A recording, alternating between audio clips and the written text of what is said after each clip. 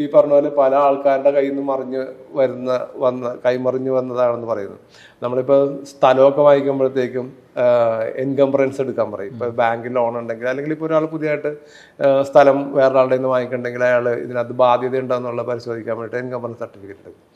അതേപോലെ ഒരു സംവിധാനം ഇപ്പോൾ ഈ പരിവാഹൻ സൈറ്റൊക്കെ വളരെ ഓട്ടോമേറ്റഡ് ആയിട്ട് പ്രവർത്തിക്കുമ്പോഴത്തേക്കും അങ്ങനെ ഒരാൾക്ക് ഇപ്പോൾ എനിക്കൊരു കാർ വാങ്ങിക്കണമെന്നുണ്ടെങ്കിൽ, ഇതുപോലെ പഴയ കാറാണെങ്കിൽ അതിൻ്റെ ഒരു ഹിസ്റ്ററി എനിക്ക് ഒരു ഓതറൈസ്ഡ് ഏജൻസിയിൽ നിന്ന്, അല്ലെങ്കിൽ ഈ പറയുന്ന റോഡ് ടാക്സ് അതോറിറ്റിയിൽ നിന്നോ, അല്ലെങ്കിൽ ഈ കസ്റ്റംസ് ക്ലിയറൻസ് ഒക്കെ ഉള്ളതാണെന്നുണ്ടെങ്കിൽ അവരുടെ ഒരു സർട്ടിഫിക്കേഷൻ കിട്ടാനായിട്ടുള്ള ഒരു നിശ്ചിത ഫീസ് അടച്ചു കഴിഞ്ഞിട്ടുണ്ടെങ്കിൽ കിട്ടാനായിട്ടുള്ള ഒരു സംവിധാനം ഉണ്ടെങ്കിൽ കുറേ കൂടി സുതാര്യമായിട്ട് ധൈര്യമായിട്ട് ആൾക്ക് വാങ്ങിക്കാനും കഴിയും. അത് പ്രോപ്പറായിട്ട് അക്കൗണ്ട് ചെയ്ത് അവർക്ക് ബുക്സിൽ റിഫ്ലക്റ്റ് ചെയ്ത് കൊണ്ടുവരാനും കഴിയും. മറ്റേ പുതിയ കാർ വാങ്ങിക്കുകയാണെന്നുണ്ടെങ്കിൽ ഈ ഒരു വിഷയമൊന്നുമില്ല. പക്ഷേ ഇതുപോലത്തെ വിഷയങ്ങൾ വരുമ്പോഴത്തേക്കും ഇനി വളരെയധികം ശ്രദ്ധിക്കേണ്ട ഒരു സാഹചര്യം കൂടി ഒരുപാട്